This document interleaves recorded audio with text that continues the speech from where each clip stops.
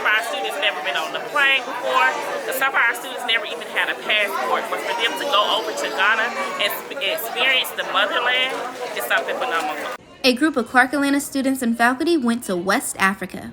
On May 16th, their journey overseas started at Hartsfield-Jackson International Airport. Their flight departed from Atlanta, Georgia to Dulles International Airport, which is just outside of Washington, D.C., where they had a 6-hour layover. In their free time, students and faculty socialized amongst themselves and other HBCUs as they prepared for an 11-hour flight to Accra, Ghana. During pre-departure, Dr. Starr Irving, the International Student Coordinator for Clark Atlanta University, explained the reason behind the trip. It is a great day to be a Panther. We're taking a group of students over to Ghana to experience the 100,000 strong African conference. This is something that's phenomenal for our students.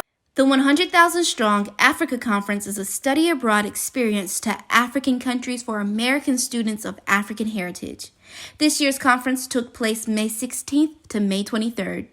On Tuesday, May 17th, Clark Atlanta students and faculty landed in Accra, Ghana. They then proceeded through customs with their passports and other documentation.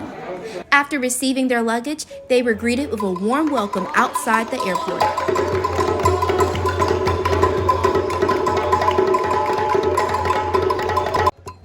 Students and faculty loaded their buses and traveled to their hotel. Once they arrived, they went for orientation where everyone received name tags and a t-shirt. The group then headed for a tour at the W.E.B. Du Bois Memorial House. The house is where he lived his last few years before passing away in 1963. The memorial site has several artifacts that connected back to Clark Atlanta University. There was also an original copy of The Souls of Black Folks, which was written by Du Bois when he was a professor at Atlanta University. Today, we're going to place this wreath. The tour ended with Clark Atlanta University faculty and students paying their respects to the final resting place of W.E.B. Du Bois, which concluded the events for the day.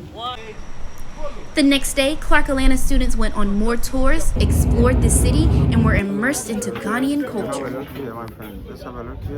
Students learned the rich history of Ghana's first president at the Kwame Nkrumah Park.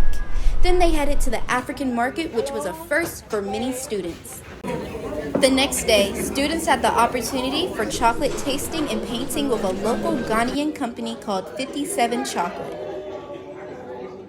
Students then went to Webster University for a student panel about Pan-Africanism.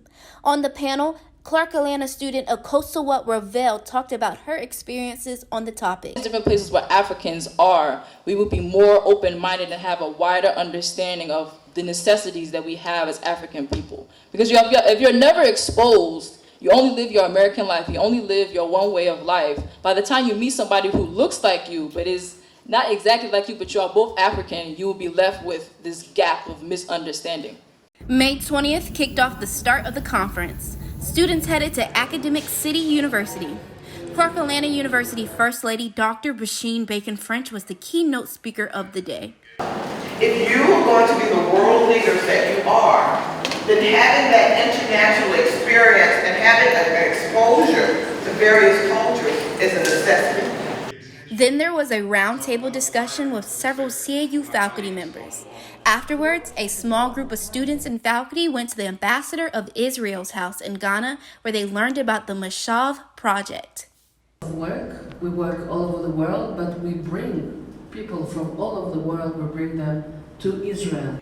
May 21st was the last day of the conference. Students had the option to sit in different concurrent panel discussions, one of which was hosted by 3 CAU faculty members. On May 22nd, students and faculty checked out of their hotel and headed for Cape Coast, Ghana, which is about a 3-hour drive from Accra, Ghana. Once in Cape Coast, students went on a slave river walk, which is where enslaved Africans took their last bath on the continent of Africa. Later in the day, students and faculty went on a tour at a Cape Coast slave dungeon. This castle was the headquarters for British operation in the slave business in the whole of Africa. So from here, the British transported captives to New York, Northern South Carolina, Maryland, Atlanta, Georgia, Jamaica, Barbados, Bermuda, St. Lucia, Trinidad and Tobago, British Guyana. Some few ended up in England. Today, we shall witness the atrocities our ancestors endured. We visit the dungeons, the condemned cells. Melina Calhoun, a Clark Atlanta graduate student, talked about her experience at the dungeon. I spent a lot of time just feeling the silence and the heaviness of what my ancestors went through. It was really a beautiful experience when we went through and visited the tunnels and the cell. And then when we went through the door of no return, it was just, I felt so still. On Monday, May 22nd, students in faculty drove back to Accra, Ghana, where they had free time before their flight to the United States. The next day, early Tuesday morning, students and faculty departed from Accra, Ghana, and were on the plane to Dulles International Airport near Washington, D.C. This concluded Clark Atlanta University's study abroad trip in Ghana. I am Brianna Cook, reporting from Accra, Ghana.